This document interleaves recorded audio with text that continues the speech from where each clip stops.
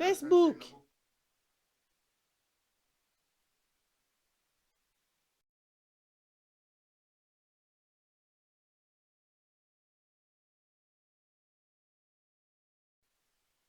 Mbote na bino banso balanzi ya bozindo bwa sango bosembwami baike mpona kolanda manaka na biso epai tosololaka na makambo mayema azali koleka sikisiki na mboka Congo démocratique mpe nzingazinga mokolo mwa lelo kaka bobomesano tozali na babengami na biso mibale oloboko na nga mobali nazali na monsieur Eli mbote na yo boyebi deja ye mbote mama grâce naza na isu na esengo ya kozala na esika oyo po tokota na bozindo bwa sango ndenge na lopoto balobaka la profondeur appelle la profondeur donc bozindo oyo ezobenda biso na bozindo ya solo vraiment eza plaisir makasi lisusu ko partager plateau ça a toujours vraiment été un plaisir merci beaucoup matonzi ndeko Hugo Katawa mbote na yo mbote mama grâce matondi mpona lolengo bengisinga lisusu mokolo lelo tokabola makanisi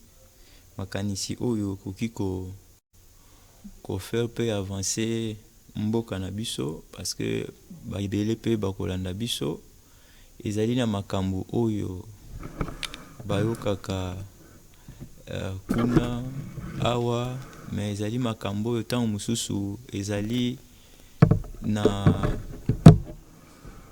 lolenge na yango te na ndenge baemisu bapeselaka yango yango biso tosalaka mwa effort po ete soki toye toloba makambo yango na lolenge ifalaki ezalela po bayimboka bazala pe na lumière sur ndenge mboka na biso ezali kotambola matondi mingi eza esengo soki obengisi ngai kaka na okabola makanisi na bozindo bwa sango mokolo ya lelo tokolobela kaka ndenge makambo ezali kolekela makambo etali référendum boyebi bino banso te Sénat mpe Assemblée nationale bayebaki na kosangana mpe balobaki liloba moko bandimi yango tikali mokie ete kumone na mboka ayebana kotia yango na polele nde babengaka kopromulguer loi référendaire tokolobela yango tokolobela pe lisusu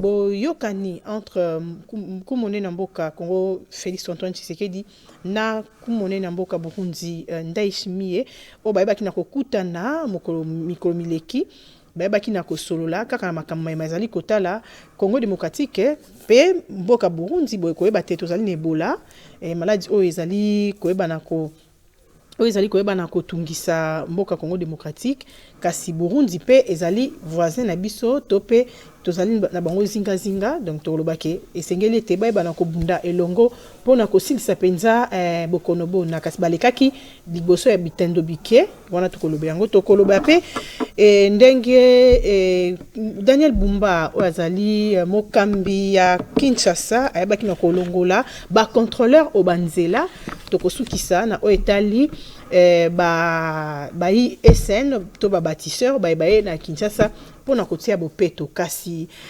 ndeko Eli toza na mwa mawa moke na oitali Masano lobi tobaki na kopola na mongete moko na libungu tulu na ekolo Colombie to lobaka na bokuse po toza na mawa ba umunaki yango ndenge nini ndenge Masano lekanaki bongo toleka pe na ndeko en fait mawa ezali parce que tozalaki na espoir ke tokotia bi mais totiaki bi te wana eza déception mais eloko moko nalingaki naloba eza par rapport ya équipe na biso bao nyonso bamonaki match depuis tobandi eloko moko ezotia biso d'accord ke toza na équipe oyo eza makasi Colombie eza équipe ya moindre te équipe wana ebetaka na ba Brésil ba Argentine et puis eza na ba joueur ya minene et puis na poule na biso bango nde équipe ya makasi mais ils avaient vraiment du mal à avoir un but Et d'abord félicitations à l'équipe Nabiso parce qu'ils ont fait quand même quelque chose. Toza na fête ya munene ya coupe, on est encore là, ce n'est pas encore la fin du monde. Je crois que Nzambe ya Congo ya RDC azalaka na ba surprise ebele. Kondi malanga ezaki match ezotikala ekopesa biso détermination, c'est que tu continues à avancer tout comme tokosuka na niveau oyo, mais kondima nanga ezaki tokoleka na étape oyo ya match. Donc c'est tout ce que je pouvais peut-être dire. Matonzi mingi ozaki penza bref mokuse tosepeli ndeko Bigo Katawa, est-ce que sengeli tobwakela bale pa mabanga na sima ya mbeta ya bale oyo? Équipe na biso tomoni ke ezali kobeta ndembo. Koloba ete tozali na mawa ngai nazomona ete eza ondire tozolinga tokunda mutu oyo aza na bomoi, parce que compétition tozali na kati ya compétition tozali komona sur papier que tokoleka na deuxième tour. Pourquoi? Parce que tozui point na muto bazali ko considérer lokola yende muto makasi na kati ya groupe o biso tozalaki loger, et tomoni ke no na ebeteli ndembo en réalité ezalaki Portugal te muto ezalaki makasi koleka bato nyonso, emonani ke muto azali makasi na ndenge tozali kobeta wana na ebeteli ndembo ezali équipe ya Colombie. Mais vous allez quand même voir que ba pronostic oyo ba prophète de malheur babandaki ko pesa avant tokende compétition oyo mususu na yokaki alobi soki tozwi muke na Portugal ekozala 8, mususu soki tozwi muke na Colombie ekozala 5, na Uzbekistan wana tokosala na biso nil, ça veut dire que non tokei kaka to donke après to ozonga na biso. Mais tomoni déjà que non tant kaka to beta ki premier match tomoni quand même que non équipe ezali, mais eza ndembo na ndembo nde tolobaka résultat ezaka misato, boko gagner boko sala nul boko yuko pola yango nde principe na kati ya ndembo masano football. Alors pona ngai ti sikoyo équipe nazomona ngo déjà eleki na deuxième tour ya compétition, parce que équipe oyo titikali tobeta na yango sans ko mépriser bango, azali équipe moko azali prenable par rapport ya façon to lolenge na biso ya kobeta. Kasi sengeli tete ba joueur ba yeba na rotia yango na mutu te, il faut batia yango ya mutu, il faut batia na mutu ke tozobeta na biso na équipe a pete tozobeta na équipe oyo biso tokodomine peut-être, mais tozobeta na équipe oyo il faut déjà goya na psychologie wana na mutu ke non tozoya kobeta na équipe oyo bango babetaka ba compétition lokola biso te, bango bazali susu ya eloko ya kozwa te, biso nde tozali na eloko ya kozwa, parce que il faut tozwa point wana 3 points wana pardon pour permettre biso koleka na tour mususu, parce que soki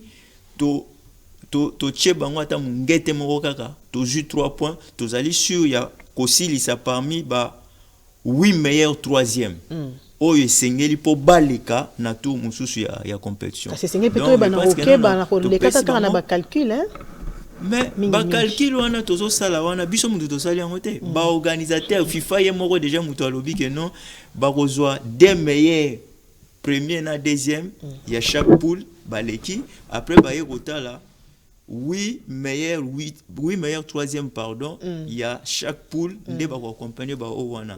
Donc ça veut dire que non Portugal pour na pesa kanda kisana sisa Portugal abima champion d'Europe atikali ko gagner ta match morote ti abima champion d'Europe abima troisième meilleur perdant na phase de poule na ye ti ako gagner France na finale. Donc c'est fort probable de se retrouver pe na quart de finale, pourquoi pas. Merci. En tout cas na pesi bino matonzi po ete boyebaki nozala mpenza mokuse tokopesa mpenza boye mpo toza na mwa makambo ebele ya kosolola atako toza mingi te kasi toyebi ke ntango tolobaka makambo yake ebele ngonga mpe ekomaka moke nakopesa mpenza soki natuni motuna moko opesi minute mibale otiki moninga mpe tokende ndenge wana mpo tokende mbango mpe tosala basujet nyonso parce que nyonso eza na motu ya mokolo lelo ndeko eli Assemblée nationale basili bongo koyokana na Sénat na texte wana bayebi na ko micha sikoyo penza d'accord batie okio pe bayebi na ko konzima yango etikali kaka kumonene wa ekolo Félix Antoine Tshisekedi na ko promulguer to pe kotia yango na polele na bato banso okokolo banini na likambo wana. Nalingaki peut-être na rectifier le moko lobi ki etikali président pour atiango polele otolobaka promulgation. Non, il y a encore une autre étape mususu ezali faut cour constitutionnel à vérifier babengaka na français constitutionnalité ya loi avant mokonzi ya mboka atiango polele. Wana nde eza démocratie eza respect ya ba institution. Démocratie eza pe séparation ya ba pouvoir. Mutu atia yango ya liboso ja kuswa lobaki pouvoir ezo arrêter pouvoir. C'est-à-dire toza na assemblée nationale eza représentation ya ba peuple. Toza na Sénat oyo ezo sala deuxième lecture. Toza na niveau ya deuxième lecture. Bango baza d'accord na étape wana. Mais oyo biso tozomona peut-être eza bien te c'est que lelo ndenge makambo esalamaki tomonaki absence ya opposition. Babengaka parlement temple ya démocratie. Temple ya démocratie lingi kolobake kuna toza na échange ya ba idée. Nde balobaka au choc des idées jaillisse la lumière. C'est-à-dire toza na place où tokoyoka opposition malgré aza minoritaire yepe apesi point de vue na ye. Majorité à lobby aye malgré batu bako voter. Mais nous avons constaté que opposition azalaki absente, azalaki te présent parce que amonaki que opportunité ya ko table pour la loi ya référendaire oyo ezopesa ekopesa makoki ya ko changer constitution ezate na moment oyo mboka na biso eza na bitumba, mboka na biso eza na Ebola, mboka na biso eza na makambo ebele. Donc eloko liboso wana tomonaki na Assemblée nationale na Sénat absence créante ya opposition ezalaki. Donc débat démocratique esalamaki te na loi oyo. Et c'est quelque chose qu'il faut retenir. Yo zo mona te ke bato opposition basa pe ba opportuniste parce que pour ça ya bato opposition ya ba opposition te tope ko banga ya ba opposition ezali kaka te kumone na mboka ay bana kotika na pouvoir wana pe ezali pe te intention na ye lisusu to lobande ngwana kasi ba crainte na ya opposition eza légitime. Omoni siko boko banga te pardon na sisi ko tuna motuna te. Donc bino bokanisi te à part le fait que kumone na mboka zo linga tikala na ebonga makambo mususu ya kobongola na kati ya constitution wana o esalema na konzima ya ba congolais te ezali te. Omoni ndenge olobi ke ba opposition ne bazane te ba opportuniste te. Eza ndenge to votaki ke tokozala une république na kati ya république opposition ezalaka. Azala mutu moko bazala mibale loi na biso lobby il faut bango pe bazana droit. Donc nous devons être d'accord dans leur désaccord. Yango nde salaka elengi ya nini ya démocratie. Eloko lobby pona crainte ke bazobanga ke mokonzi ya mboka tikala na pouvoir. Oui, c'est une crainte fondée parce que na loi au référendaire tozo kende ezopesa déséquilibre. Bazobanga ke ekozala na déséquilibre ya ba pouvoir. Que biso tokozonga lisusu na ndenge tosalaki ba 32 ans na pouvoir biso tokozala net par exemple na Cameroun au président ça la plus de 42 ans eza ba crainte ou eza fondé mais il fallait topesa bango pe nzela toyoka bango parce tangu, pardon ndekweli tangu mokonzi akala qui 18 ans likolo mboka tozaki na démocratie nanu te. C'est ça le problème. Problème il y a autre nango la troisième république, c'est que babengaka façon ya raisonnement la babengaka en français analogique. Donc tu pars du particulier pour aller conclure au particulier. On ne résout pas un problème en créant un autre. Il y a un des principes à vie. Ce que vous avez besoin pour résoudre le problème, oyo ezalaki akala tika yango. Balobaka lisusu on ne fait pas du nouveau avec l'ancien. C'est-à-dire, poto comme à 18 ans naïe, tozalaki na période de transition. Et puis tu voter loi epesi des mandats. Alinga kokende te. Bon, wana esi eleka, mais tozana niveau oyo crainte lisusu ebimi ke ba opposa baza nazoloba tant qu'analyste politique, et puis leurs craintes sont nécessairement fondées que bazo banga ke équilibre à pouvoir ezala lisusu te, et puis to kende na abi à pouvoir auto kozala la mutu moko likolo ya pouvoir pour ozala bata ebele. Mama grâce problème ndeko eli okanisi te soki lelo bato baza na opposition wana bango moko wana nde bazalaki balingaki pe ba changer yo kanisi ke bango nde balingaki basala te makambo mususu po pe bango moko baluka bagen na bango. Mais maintenant il faut toyeba nini toza na besoin ko résoudre comme problème, parce que lelo problème oyo toza nango na mboka lelo toza na bisika oyo yo nanga tokotia makolo te, parce que mboka wana eza envahi na ba Rwandais biso nyoso toyebi. Mais maintenant mutuna nanga eza boye soki lelo côté o biso toza échanger côté kune kozala ndenge nini wana eza ba crainte o batu nyonso bazo banga, et puis bazo mona ki peut-être ya motu il fallait biso to vanda nanu to récupérer sika place wana, après ko récupérer nde to leka ko changer constitution. Mais ce qui n'est pas le cas aujourd'hui, tout le temps a besoin to pesa kaka mutu moko pouvoir, et puis ko pesa mutu moko pouvoir c'est pas un problème, mais il faut pe mandat ezala utile. Donc yo lingo ba mandat ya kumone mboka za utile na lobby te, mais na démocratie ce qui lobby des fois et sili, mais toto sakaka ba texte to comme déjà na des fois lelo tozo zela peut-être 2028 élection et salema, mais au lieu to changer to ça l'élection tozo localiser to changer constitution. C'est comme si mais na linga na lobelo moko avant peut-être to leki to sali 5 minutes na sotala na chikrono.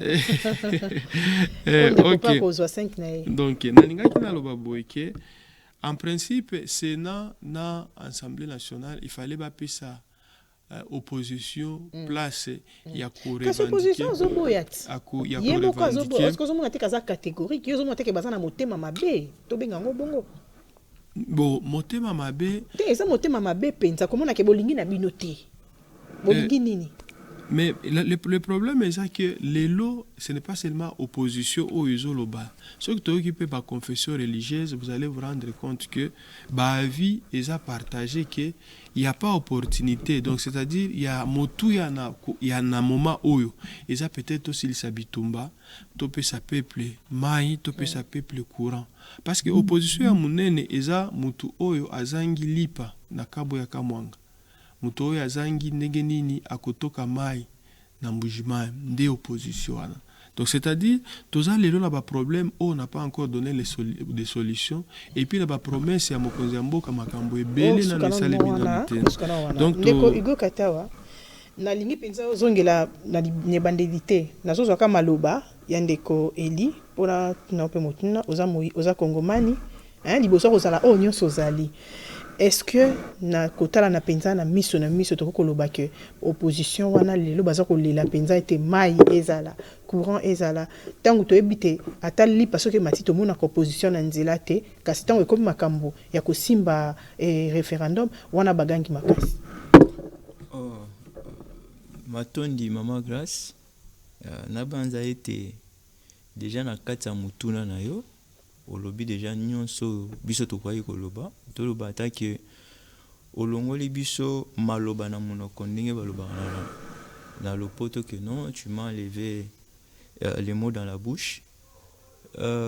Opposition o tozali na ngango lelo tozomona ke bazali opposition moko balingi mboka te balingi pe bana mboka te en réalité balingi Congo te mais balingi kaka koservir ba intérêt ya bayo bamesana déjà konyokola bacongolais mais na monoko ezali kaka tolingi Congo mais en réalité na motema na bango esi bayina déjà bacongolais kala mposa na bango ezalaka kaka bacontinue koservir baintérêt ya baagresseur ndakisa omoni lelo ntango biso pouvoir oyo lelo tozalaki na opposition totikala jamais na monoko na biso koutiliser expression opposition armée na kati ya démocratie opposition armée ezalaka te mais tala opposition toza nango lelo bandeko sesanga ye moko auta rebelle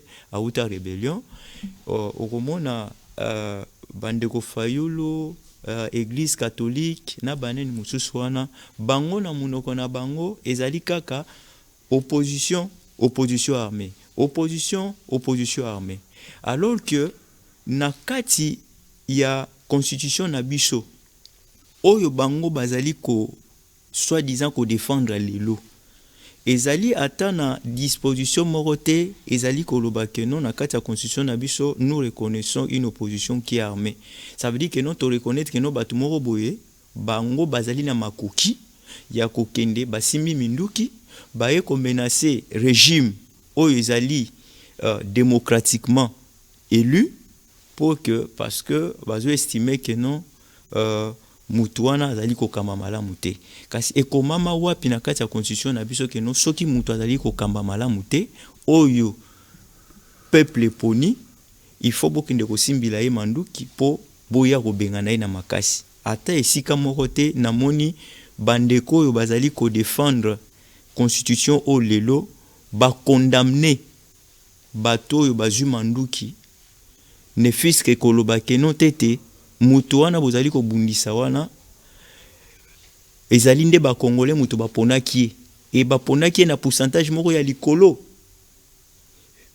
e na kati ya constitution pe epesi bino constitution na biso epesi bino makoki te tondingisa ya bokende bosimba manduki bobanda koboma bakongolais misusu po ete bino kaka bolingi bo renverser mutu azali élu démocratiquement toyoki yango te epai na bango mais parfois bango basala sala neti makambo na hypocrisie mama Grace na lolenge tozali boye ya tangi classe azali politologue de formation de balobaka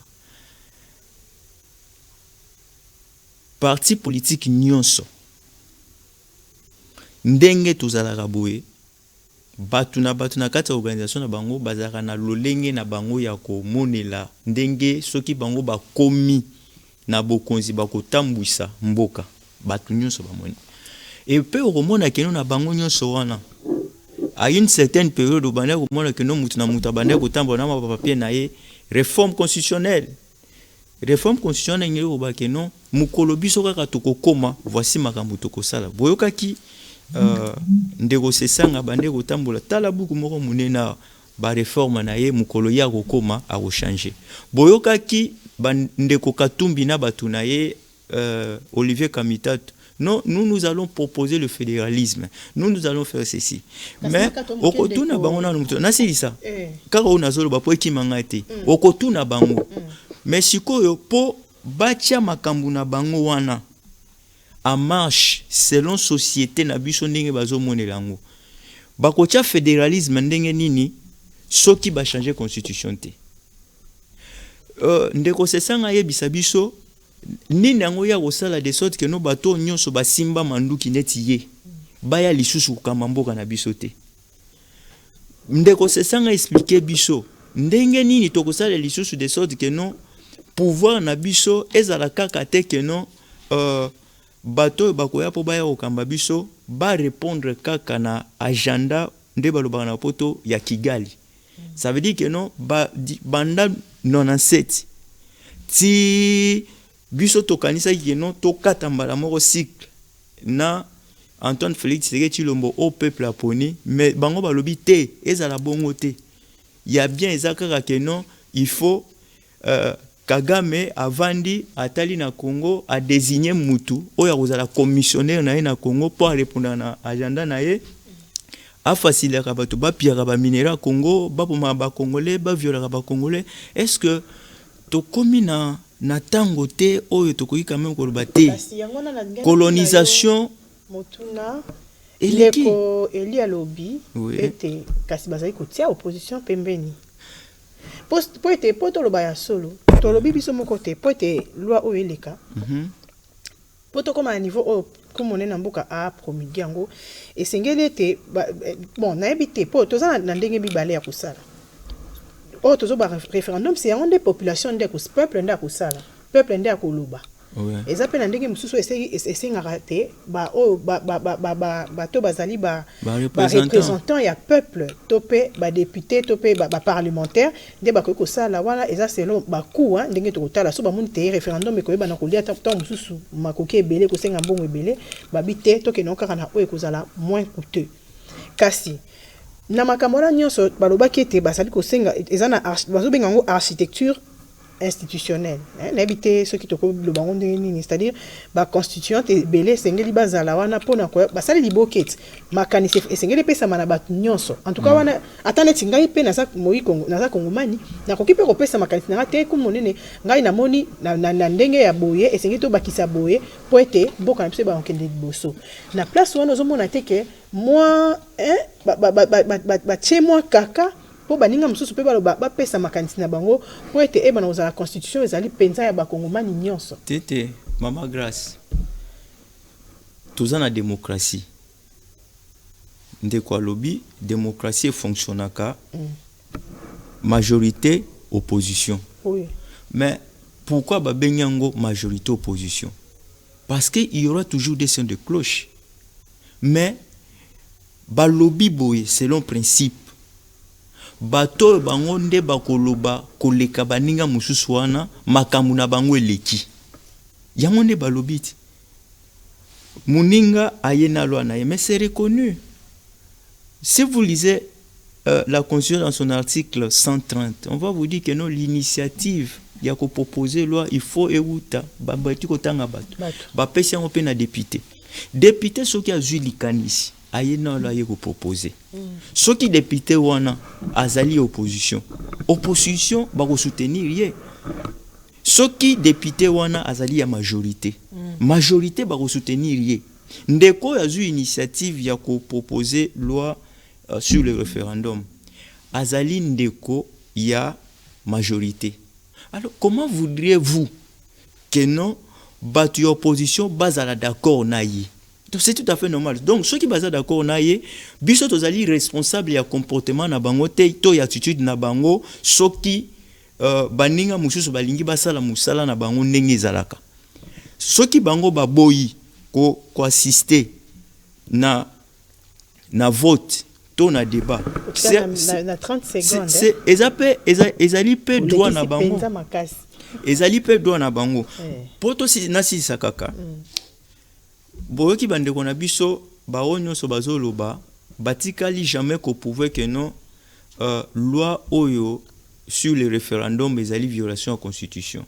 Débat wana nous avons évolué bango bazobeta susu solo ngote débat na bango ekomi mikolo yo ndengo buti kolobawa ezali crainte que non mokonza mboka aumela asala 40 ans asala 50 ans non makanisi ya mokonza mboka ezali asala 40 ans te asala 60 te na pouvoir te makanisi ezali yango wana te makanisi na ye ya ko proposer to changer constitution na biso yo c'est juste kaka po alongola biso na boumbu ya Kigali eloko mususu te to sala ta de sorte que non pouvoir il faut euta kaka ba congolais nde ça veut dire que non to sali démocratie na biso oya biso moko oya koya na pouvoir il faut azala muto yo azoya kaka po peuple muto eponiye ezala lisusu te que non to vandi to la muki to yoki kaka que non kuna allez nanga tomboki yewana zumenduki pour elle jusqu'à qu'on avait ce pouvoir c'est le loko biso tozo saila to senga mokonzi asala asala de sorte que notre constitution sika c'est justement pour que totia ba borne de sorte que non pouvoir etikala kaka ya ba congolais ba avantage no so Congo ya ba Congo ya Congo ezala kaka pona ba congolais et loko mususu te ndeko Eli Wilonja oko loba lokola ndenge tikoloba kasi na mwa mutuna mukia kotuna pona moni yo mingi ozoko lobela mwa bolamu mingi ya bato ba opposition bato baza ba parrain na bango wana ba umeli pe na ba pouvoir pona nini bazo ko critiquer bango te bato baza na basima na bango wana po biso soto yebi to ko se voiler face te eza na bato baza na sima na bango kasi bato wana bango moko na babikolo na bango baza ko konzana ndenge moko ya anarchie baza ko rumela baza ko tikela baninga esika te pona nini bango baza na mpete ko pointer na lupe côté kuna kete boko sala so bozo pekisa bobo batala botala ndakisa na bozo ezaka ya bato baza na kati ya mabe moko o bozo pekisa na mboka na bino moko eza na sens te. Bon, maman grâce au monde société na biso eza na problème et je crois qu'il faut to sala nyonso na bana ko sala analyse moko na ba pays nyonso oyo eza ya Afrique centrale okomona mentalité oyo toza nango awa eza na Congo Brazza eza na Gabon okomona na Cameroun la plupart ya ba pays oyo ya Afrique centrale toza na eloko moko na ebité soki eza mabe to uta nango wapi. Ce qui au monde, malgré que tous prônent démocratie, la plupart des partis n'ont pas parti démocratique. Tout bandalelo na IDP c'est un pouvoir. Ils n'ont jamais fait des élections à l'interne. La preuve en est que Tilelo, ce qui comme na IDP, ce comme na kaka, il y a des irrégularités. Au Konika UDP pour la nuit. Na komatina ba parti mususu. Tout bandata na Kizenga kufaki yemo kanda za président parti. C'était les vieux partis politiques. Tous IDPS, parce que peut-être na IDPS. Comme à la IDPS, les vieux morts présidents, il y a IDPS. Et puis depuis Akenda, il y a toujours des intérimaires. Il y a toujours l'intérim. Alors que la loi sur les partis politiques, elle est claire. Le temps que cela peut prendre. Tout ça, dans la partie, comme on a à la INC, à les restes, ce sont des partis qui ne sont pas démocratiques. Moi, j'avais fait une étude sur les partis politiques au Congo. Aucun parti politique n'est démocratique. Parce que la démocratie commence au sein des partis politiques. Et puis, Makambo, c'est parmi des raisons. Le problème, c'est que nous avons des institutions, Baza, Azakaka, à occuper institutions, mais à suivre. Parce qu'en principe, les ministères des Affaires intérieures devraient d'abord commencer dans la partie politique et chaque fin du mandat, il y ait des élections. Au moins, tout le monde a bakutani na hôtel, va discuter et puis ils ont décidé Kingandi a comme il est président. Souvent, il n'y a pas d'élection. Il n'y a pas d'élection. Et puis, ce sont des partis politiques. Oyo bazo memela biso kaka manière na bango ndenge basala kana ba parti politique na bango. Ce que nous sommes en train de voir aujourd'hui dans la loi référendaire oyo. Eza kaka enchaînement logique na onyo tout le monde kana ba parti politique. Il faut toujours mutumoko kaka nde azala. Mais problème na ba question onyo so na zot mituna. Je ne peux pas poser de questions, mais est-ce que erdo changer constitution oyo qui me kokota na mboka? Parce que Toyoka qui, avec tout ce qu'on a fait comme des accords et les diplomaties, on va récupérer l'Est. Est. Après changement de constitution, est-ce que qui me kokota na mboka? Ndeko nanga lobi que constitution eza ba belligérant, constitution eza na ezo sala que lelo Rwanda azomone la biso. Mingi ba ka superficie à Rwanda te. Rwanda c'est quoi? C'est 226 000 quelque chose kilomètres carrés. Territoire à Shabunda eliki Rwanda. Rwanda c'est 14 millions d'habitants. Et puis ça a biso soni biso ba autres za ba voisins direct ba tia Kivu et na Kinshasa ba to balobaka toujours Rwanda. C'est un petit pays, ces gens dépendent de nous en tout. Si vous êtes devant la frontière comme on a na Tongo ceux qui va fongol la frontière, c'est toute une ville qui se déverse chez nous. Ils vivent chez nous, ils ont tout. Mais maintenant excusez-moi Eza ça la biso passe. Mutu atiaka Rwanda. C'est un petit pays, rien de tout. Problème à Congo, c'est un manque d'organisation. Problème à Congo.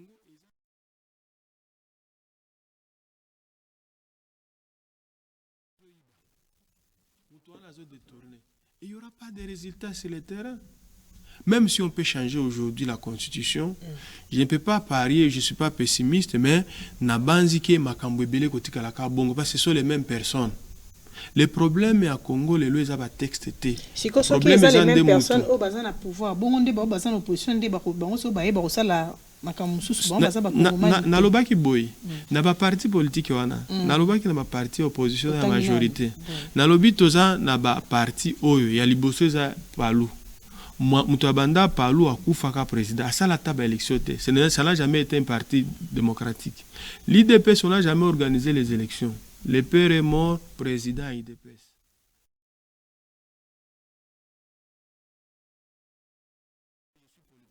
En tant que politologue, parce que j'ai déjà fait une étude là-dessus sur les partis politiques congolais. Les partis politiques congolais aujourd'hui ne sont pas démocratiques. Ils ont un parti, ils ont un mutoyer, un parti naïe, et c'est lui qui dirige.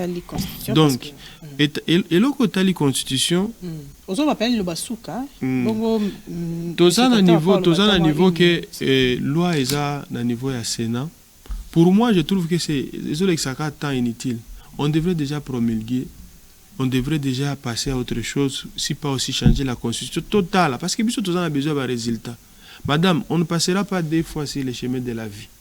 Nous avons une vie qui varie. L'espérance de vie d'un Congolais moyen, et ceux qui sont à 50 ans, il vous reste combien? Mais maintenant, nous avons besoin d'un résultat. Si on a sa solution, tu changes tango lobby, vie na biso ebonga. Parce que bakosi pe biso mingi que non au Monika Rwanda je vous dis Rwanda c'est territoire moko ya Congo.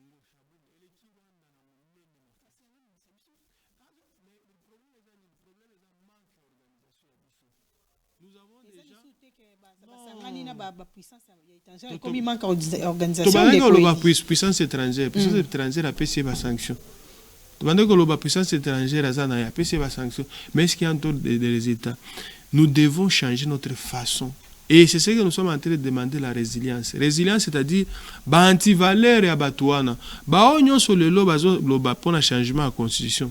Ce sont des soixantenaires, ça qui na Mobutu. Changement de la constitution. Ceux qui ont côté na seve na bango, ça qui Mobutu. Donc, aujourd'hui, ce sont les mêmes personnes qui ont rendu Mobutu éternel, qui viennent encore. Et puis ceux qui ont côté na batouana. Ceux qui les lots kaka batouana babimi pouvoir. Bosali bango ba audit. Basala bango kaka ba audit. Vous allez voir des détournements. Bapesa qui est mbongo. Il y a assemblée. Asala ki nango boy. Bapesa qui est mbongo. Un ministère asala ki nango boy. Nous voulons un changement de mentalité.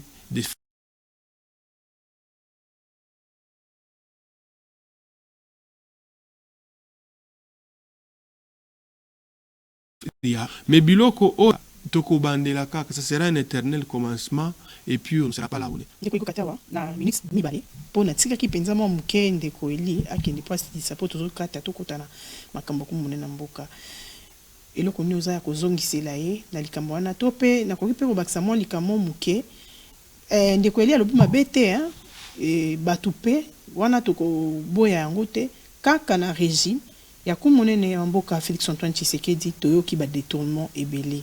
Ce que ça neloko ezoko sala te mboka etambola te ezali pe moyibi to benga ngo bongo moyibi kanyaka nyonso na moyibi. Est-ce que les lois va changer constitution lobi moyibi sili mboke bongi? Tete madame grâce wana na lopoto ba benga ngo ba fofuya. Makambo ya koyiba misolo ya l'état to détournement na mikili misusu ata o ya vieux démocratie ata les États-Unis na France balandela rabat pour le détournement. Ben ndeko lobby et le romo ya mutuya problème à Congo c'est le manque d'organisation.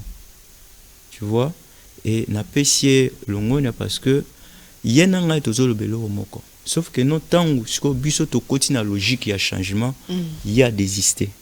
Pourquoi? Parce que parfois il peut être influencé. Et là, on est organisé par deux sociétés. Et la constitution. Si nous sommes désordonnés, c'est seulement la constitution qui met ces désordres-là. Alors aujourd'hui, le président Félix vient et vous dit que non, voilà, avec cette constitution, nous ne pouvons jamais être organisés parce que ça facilite tout. Ça facilite l'infiltration, ça facilite le pillage des minéraux et ça fait de sorte que nous ne serions pas concentrés sur les problèmes réels du développement du Congo. D'où il faut quand même tout ça l'effort pour tout adapter sikoyo constitution ba loi organiser biso na ba réalité na biso pour Congo et décoller. Mais bandeko bazoboya alobi non totanga mpona ye totanga Rwanda te parce que Rwanda eza eloko moko ya moke non yende c'est le Rwanda soki mokonzi ya mboka ayaki te po apointaka nomema du doigt c'est le Rwanda. Kabila na ba pouvoir na bango bauta Rwanda, il y a des infiltrés ici mais tant mosusu tokomi na niveau tozali te omoni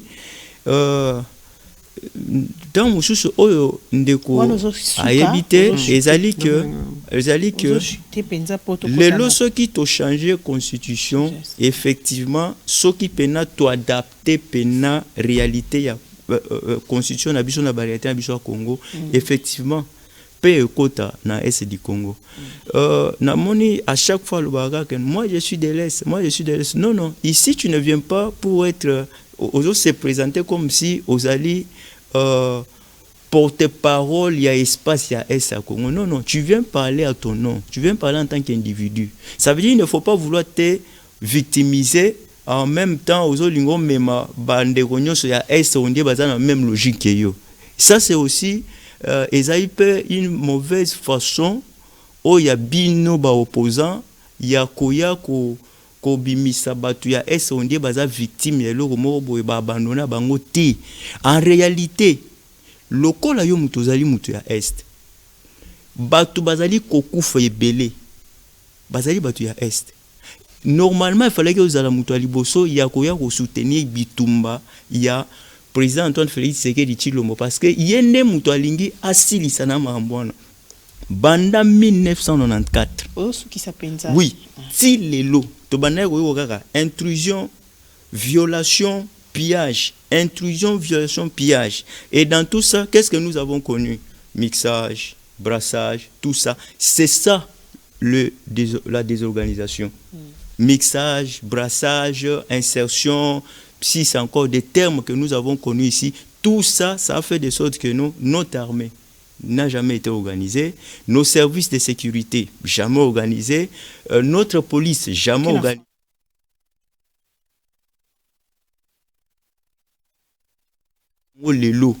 Il y a police désorganisée, armée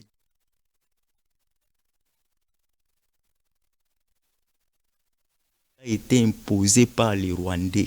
Et le président Félix Tshisekedi à comprendre yango alobité il faut to contourner yango pour biso déjà to se libérer na emprise ya Rwanda na moni mabezate soki to changer constitution en tout cas to tiki non likambwana o ezali ya constitution biso soto ebete ma procédure ezali belé ti to rekoma na ko promulguer ya kumoni na mboka to kolobela ka yango kaka kino ekokokisama ndeko Eli Wilonja ye alobi pona ye azali na ye kondima tete soki lelo ba changer constitution makamno se ko bongwana koto yo ndeko Igo alobi te to changer constitution pote yango ndeko sala ite makambo ezala organiser biso tozotombela kaka mboka na biso makambo ya malamu kumonene mboka Félix Antoine Tshisekedi yambaki omokolo ya de lundi au koleka kumonene mboka Burundi Ndayishimiye oyo ayaki pote bana kosolola makambo maike maimatali bokengi maimatali bokono bwa Ebola ndeko Wilonja ozali na eloko moko ya koloba na bokuta ni bona po ete sima na yango bayebaki na koloba liboso ya bitando bike. OK na rencontre oyo mokonzi ya mboka salaki na homologue na ye président ya Burundi eza normal parce que na cadre de démocratie surtout na sécurité régionale toza na 9 voisins na ba 9 voisins toza na ba oyo baza hostile aotoloba awa Rwanda mais Burundi aza parmi ba voisins oyo bazo faciliter mokonzi ya mboka na politique et puis par rapport à sécurité na niveau ya région ya Grand Lac. Balobaka boye on ne change pas les voisins. Voisins sala kaka ko entretenir ko bongisa. Donc rencontre oyo en tant qu'analyste eza d'abord na impact ya liboso eza sécurité régionale. Donc c'est-à-dire sécurité ndenge nini bazo lobela sécurité na niveau ya Grand Lac. ya mibale eza président il y a Union africaine. Oui, coopération économique aussi parce que toza na ba accord pona créer corridor chemin de fer entre biso na ba Burundi. Chemin de fer ko bima Bujumbura ti Manyema. Et puis du point de vue diplomatique parce que aujourd'hui c'est le président en exercice de l'Union africaine. Je crois aussi il y avait des enjeux là-dessus. Tozoloba développement en mboka esengaka kimia. De développement en mboka esengaka que moi insécurité ezalate. Je crois que c'est de notre intérêt na moment où le Burundi est na tête à l'Union africaine que tous ala na influence na ba plateforme nyonso ya sous-région ezala na OIA na EAC ezala na SADC ezala na nini to jouir et c'est ça la diplomatie parce que mboka eza aussi na aspect diplomatique ce qui ba diplomatie ezo kende bien te eza na biloko mosusu que aussi la kaka parce que bato bavanda ki basolola ki je crois que c'est vraiment légitime na mokonzi ya mboka à entretenir ma relation wana et puis c'est bénéfique biso nde toza na problème actuellement par rapport à eloko wana. Bon, je sais pas, vous m'avez posé la question par rapport à ça.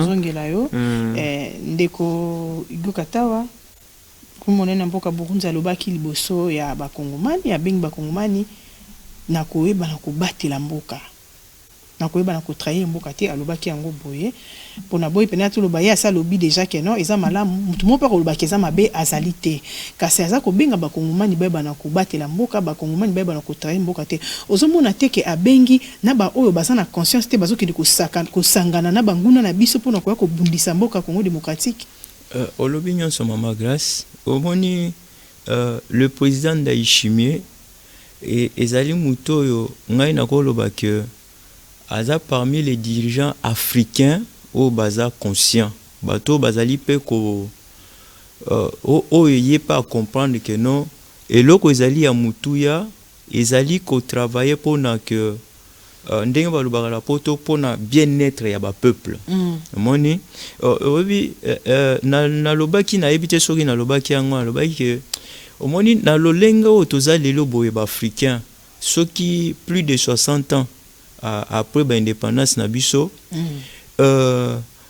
mindele pe o bayaki ko coloniser biso wana batongela biso pe ba université et lelo koma pe tozotanga susu kaka na ba université o ba mindele wana batongela biso te to koma pe ko kende ko tanga na bango na ba université na bango kuna na ba poto ça veut dire même mayele wana oyo bango bazwaka kuna eza même mayele pe bandeko na biso pe mususu awa na biso mususu pe tokindaka pe kozwa kuna ba mikili ya poto soki totanga na bango mais 60 ans après et si tokoli tozana bana donc tokoma kaka koloba ke non ono te ndenge tozo misala mabe boye biso na biso ba africain ezali kaka po impérialiste wana nde muto azo manipuler biso ezo sala biso ata sonité ndeko akuti koloba ke non moi Rwanda mukie ye wana ezo sala biso sonité na koloba ke non Rwanda mais Ndayishimiye oyo nini yango ye a comprendre oyo muninga Kagame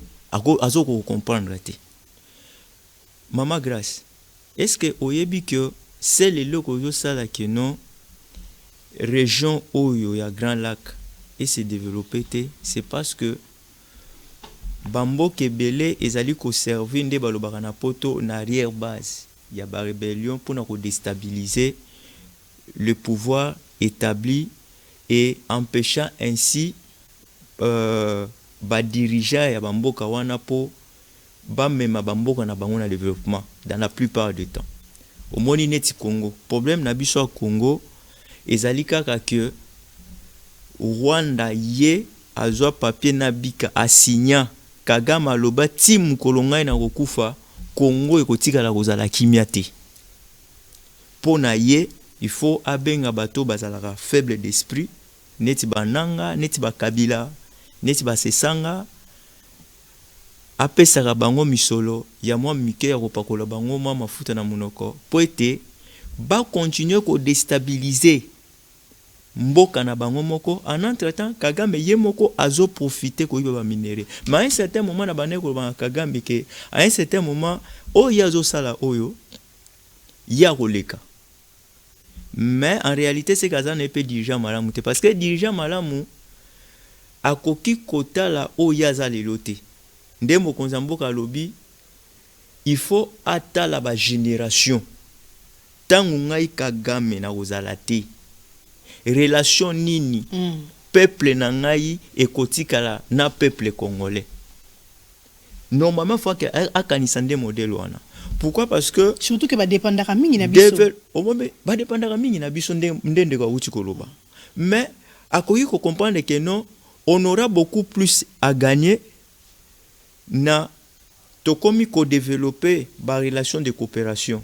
Par exemple, au moment où mokonzi mboka tanga utaki kuya, alinga ki asala rapprochement na Kagame pour na ko faire comprendre été ezo servir nango ne loko te toza ba voisin toko bundela pona nini yo osala déjà usine na yo ya raffinerie ya or ngai na yete pona ebiso ke no kanga usine na yo po or kozwa lisusu te na lobi boye yo lokolo za déjà na usine ya or tokoki ko signer accord yo na ngai na produire or yo au raffiner or. C'est comme ça que les gens normaux réfléchissent. Mais tellement Kagame azali animé na une mauvaise foi, yango moni makamunyo sozo sala kaka moya ya na grande porte ezate. Il faut asala kaka makamuninga solo wana wana na nkuku et na kusala na nkuku wana azali ko boma ba congolais, azali ko violer ba maman na biso, azali ko yiba ba matière première na biso, et ce qui fait que nous makanisi na biso nyonso ezali kaka tourner vers est. Moyen tout réfléchir sur les grands projets de développement ya Congo ezali susute. Yango zo mona ke non lelo tant mokonzi mboka comprendre yango asali ba rapprochement na presque na ba capitale nyonso abeti li solo na ba africain. Président d'Aïchimé, il y a comprendre. Ça veut dire qu'avec lui, on peut comprendre que non, nous pouvons développer les relations au Hérosala que non, la sous-région du Grand Lac et profiter de la richesse. Parce que la richesse, région, il y a Grand Lac et Zali Korégorgé, ce sont des richesses qui peuvent profiter de milliers des Africains. Ça veut dire, par exemple, le Congo peut nourrir même 800 millions d'Africains. Seulement avec ce qu'il peut produire sur son sous-sol. Parce qu'on dit que non, nous avons combien? Plus de 8 millions de terres arables au Congo. Tout ce qu'on peut cultiver ici, on peut cultiver pommes de terre. Ça veut dire que le Congo ne peut pas seulement vivre des minéraux s'il est en paix. Voilà. Oui,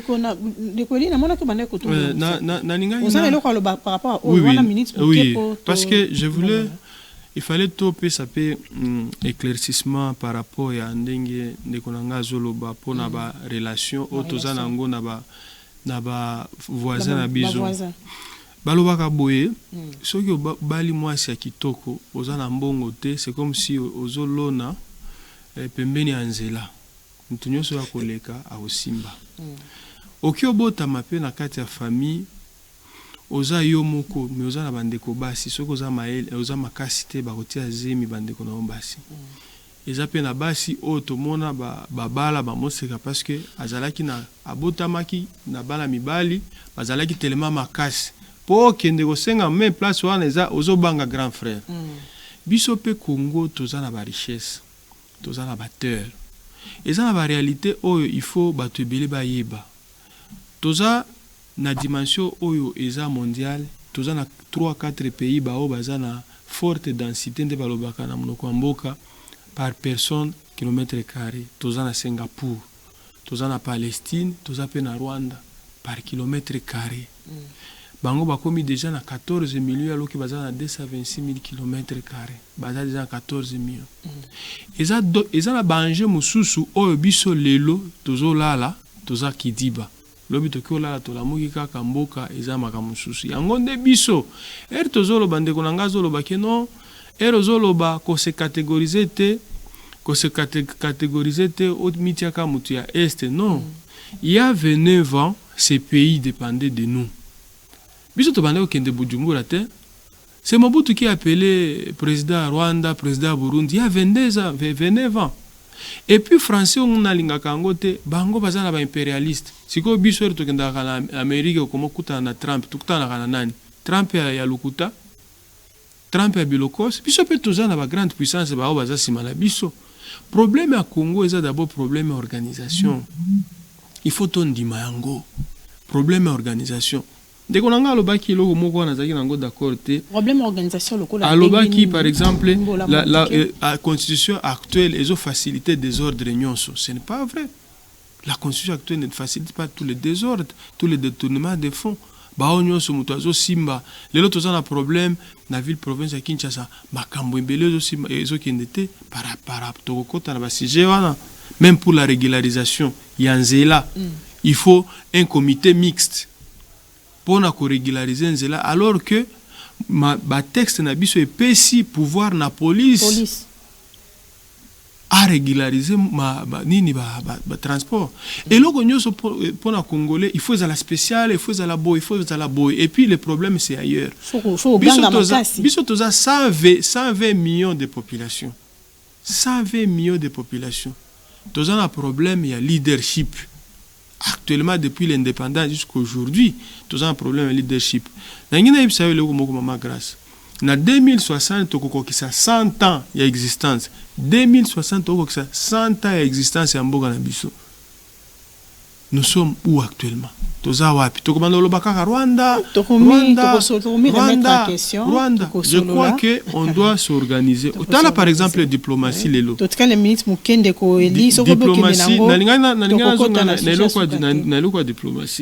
Oui, diplomatie, c'est il y a ça qui est relation internationale.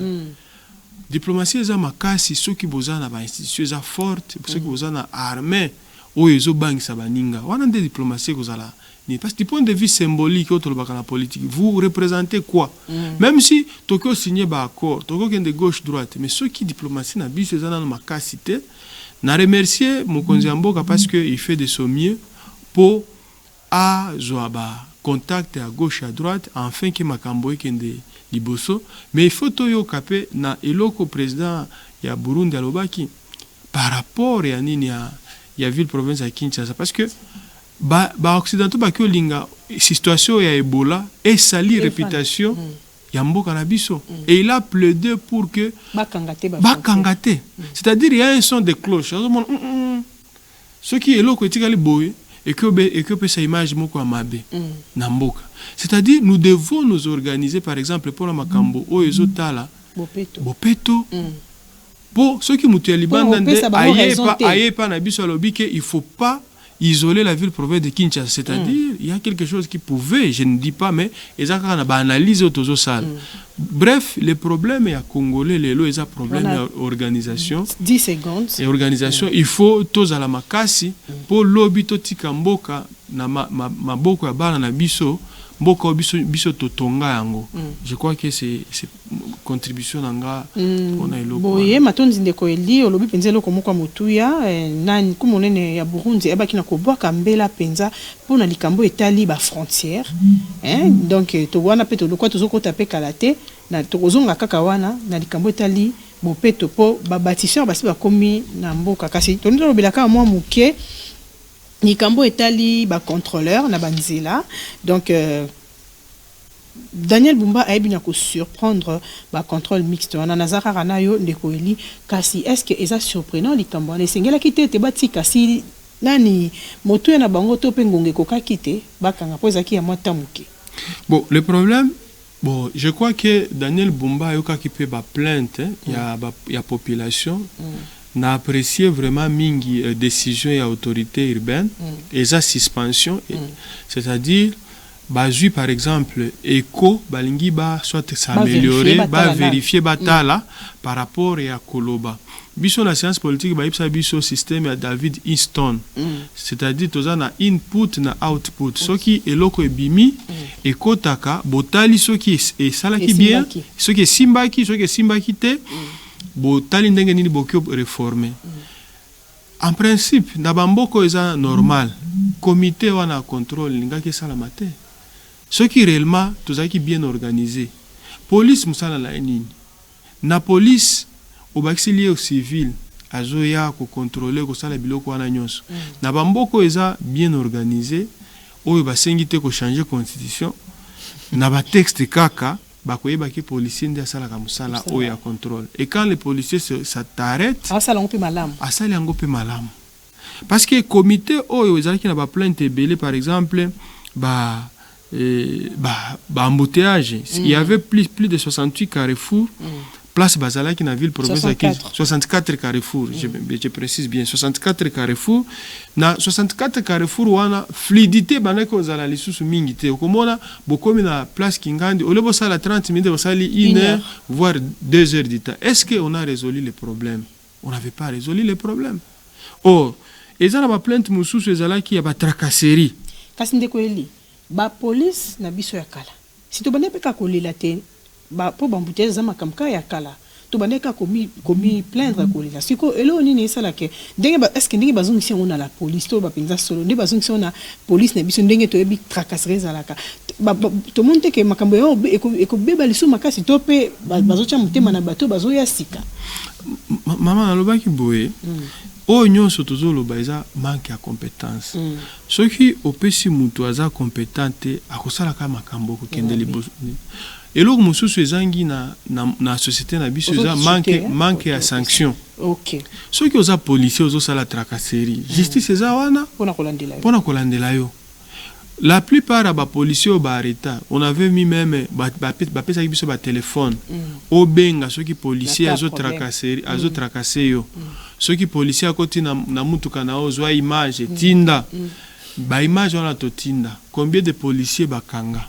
Population pe akyo banda ko banga que non ceux qui na tinda image ça je serai une menace, ça va m'insécuriser et comme ka bongo. Je crois que justice procureur de la République il faut sala musala nae. Ceux qui mutu azo sala musala nae bien te. Yo to futaka yo po sala pour réglementer ces circulations. Ceux qui ont moniqué ezo simbate kende démissionner. Si tu n'es pas à mesure de nous assurer la sécurité, loba ango kaka na okokate. To pesi yo ba esigne mboka. Olati pe teni. Mbongo ya biso ba contribuable. Ndo ezo futa yo, ezo futela mwasi na yo.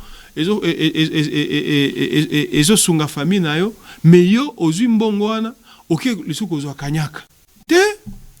Donc oyo ezangi na société na biso actuellement eza problème ya nini ya sanction. Il faut sanctionner, il faut sanctionner parce que ata ndenge bazui nini ya ko suspendre comité au mixte jusque là on n'a pas encore arrêté. Donc ceux qui bazongi kaka na ndenge babana ko sala ça sera toujours la même chose. Ndeko Hugo Katawa. Madame Grace, merci. Bon. Oui, parce que na sujet autour du kolobela.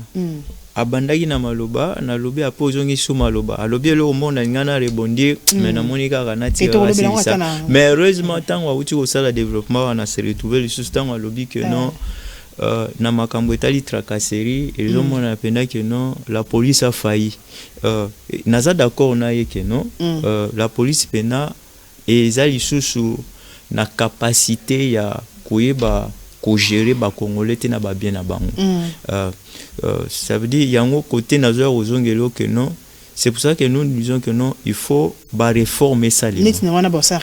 Il faut ba ça la réforme, il y a la police na armée ba service de sécurité, il faut vraiment des réformes. Par exemple, nous lorsqu'on était ici avec le président Mobutu, on ne connaissait pas ces histoires de la police. Ces histoires aussi de police ici, ça a commencé avec Mouzé. Quand Mouzé est arrivé avec et Afdel et tout consort, la police. Mais pour Nabiso, Tozolo Bakeno, ba réforme courageuse pour Salima, il faut qu'à retoucher constitution parce que par exemple il faut non non la constitution mais ceux qui tozo le baguette non un instant non oui même pour gérer la circulation parce que mais si ceux qui tozo d'accord maman grâce ko toucher constitution bangi sauter tozongela ngote mais nazolo ba selon contexte mais ceux qui toza d'accord OK ceux qui toza d'accord maman grâce que la police azokoka ko protéger ba congolais te na ba bien na bango ko pona ko kambaka ka circulation routière la police azokoka te bolingi to salani to croiser kaka maboko to constater que non la police azokoka te to ici nous réfléchissons nous sommes des hommes biso to réfléchir to moni que non le roi la police est coquité c'est une faillite il faut to réformer to luka force mususu oyo ekozala susu na makasi koleka po emeka pas seulement commater terme ezamo makasi mais emeka quand même codiscipliner c'est ce qui manque codiscipliner ndé omoni batu ba conduire sur qualité ya ko discipliner les akopesa etumbu na ozo sala malamu te yango nani po ti tala toza na nzela ti e comme makambo kopesa etumbu nani opesa etumbu nani na la police na ba usager bango nyonso ce sont des semeurs de troubles maintenant qui va faire payer quoi à qui? C'est ce que j'ai dit. Si nous disons que non, il faut réformer la police, il faut faire des réformes. Au niveau, tout ça la réforme na niveau ya 5 minutes. Tout ça la réforme. Il faut tout ça la réforme. Biso to moni que non, la police est faillir. Est-ce que to ko zonga na système ya gendarmerie té? Il y a quoi de mal? Et ça makanisi. Mais ce que pour toi comment on pardon? La gendarmerie c'est seulement la police. Non. Qui vous dit que la gendarmerie c'est seulement la police? Pour toi débattre en quoi ta yomoko?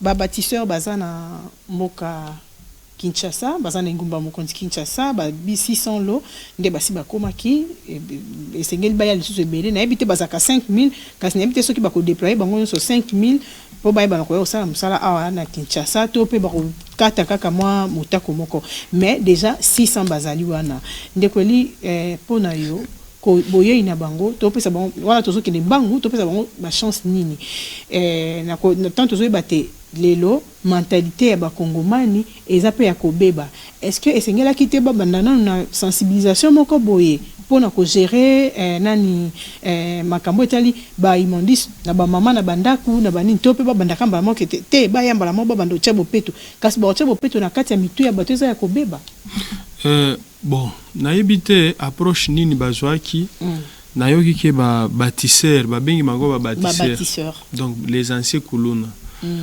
ba to bengi bango lelo ba bâtisseur pour nous bengi bango ancien kuluna oui il faut ça il faut ba utawapi po ba lelo ba zala ba bâtisseur omoni entreprise nyonso po ekende liboso il faut recrutement. Donc, ce qui est recrutement est bien été, makambo nyonso koya. Quand les prémices ne sont pas bonnes, les résultats ne seront pas bons. Donc, c'est-à-dire que baza bâtisseur, bao batala ki ba ancien kuluna transformé. Bao ba komi lelo ba bâtisseur. Et puis bon, la plupart baza na ba casier judiciaire, to éviter ceux qui ekozala ndenge nini. Bazongi na Kinshasa. Oui, bazongi na Kinshasa parce que la plupart ba oyo bazakenda kuna bazalaki ba trop jeune, ba 17 ans, 18 ans, pénalement bazalaki responsable était mais peut-être bazalaki na ba crime basala qui na évité kozala ndenge ni. Mais je trouve que c'est une main d'œuvre. C'est une main d'œuvre oyo et que sunga ville province à Kinshasa et kende parce que biso nyos tozana droit à seconde chance. topesi bango seconde chance qui peuvent être utiles. Et puis bita comme ma bango kuna ezalaki po bapesa bango seconde chance comment société oui société et boya ki bango société ezalaki aussi responsable na ndenge bazalaki. Maintenant ndenge baye. Pour votre information, la ville province de Kinshasa chaque jour hein, selon les données au Nazanango, il y a plus de 25 tonnes de déchets. Plus de 25 je parle avec certitude. 25 tonnes de déchets. Oyo ba ménage tiaka. Oui, oui. Mais maintenant, je me pose la question, avec quelle main d'œuvre nous serons à mesure yakonine. Pour votre information, tous les 4 districts dans la ville province de Kinshasa, ba o wa benga ba place ba décharge. Ba site o ezalaki déjà connu. Par exemple, espace vert to tika matiti la plupart ya basite wana nyonso ekoma déjà bateka déjà batonga et puis ba autorité ya ville nde la plupart bateka. Donc il y a d'abord un travail de fait oyo bako toko créer ba site ya sika. Il y a 20, oui, il y a plus de 25 millions de population et puis ba contexte oyo ezalaki ya 4 districts tozaki na 4 neti Gombe tozaki pembeni ya Bralima côté oyo ya Ngaliema tozalaki oui na GB.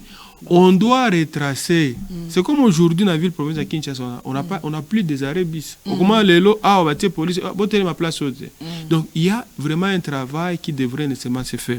D'abord par rapport à la main d'œuvre, je ne sais pas si les 600 ou les 4000 par rapport il y a 20 millions et autres par rapport à la quantité il y a déchets oyo ezalaka toujours déversés dans la nature parce que ba déchets wana nyonso ba déchets wana nyonso za déversés presque dans la nature. Ce qui n'a tout nio, est-ce qu'il y a déjà une enquête bokende ko zwa ba place wana ba décharge tala espace wana ko za ba 20 mètres carrés. Est-ce que 20 mètres carrés pour commune Ngaliema ça suffit pour la gérer ba déchets wana? Et puis oui, alors je vais juste peut-être citer pour dire que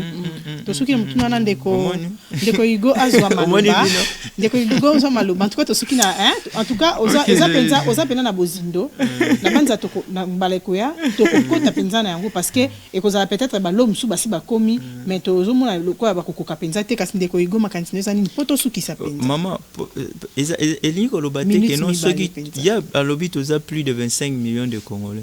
Ce n'est pas parce que tu as plus de 25 millions de Congolais qu'il faut 25 millions de Congolais pour voir ça l'assainissement. Ça, c'est quel raisonnement ça? À l'obi bongoté. Non, mais il a dit 4000, c'est petit. Au lobby 4000 les amouqués. Je parle de là. Il faut me suivre pour bien me comprendre. À l'obby 4000 les amouqués, ça ne pourra pas suffire. Quelle main d'œuvre, tout ça.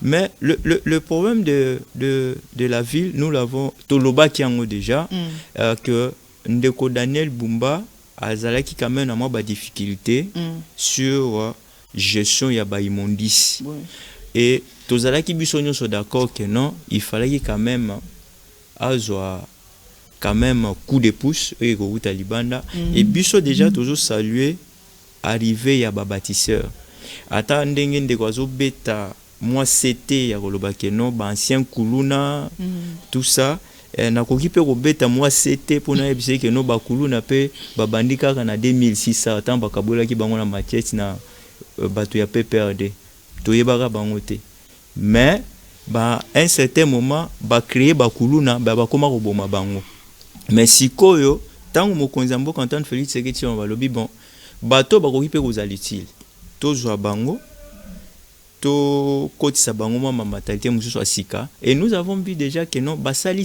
déjà moi ba evre zomonana et mon konzalo bon bato wana bakoyi kozwa bango po baya kosala musala ya kwaseni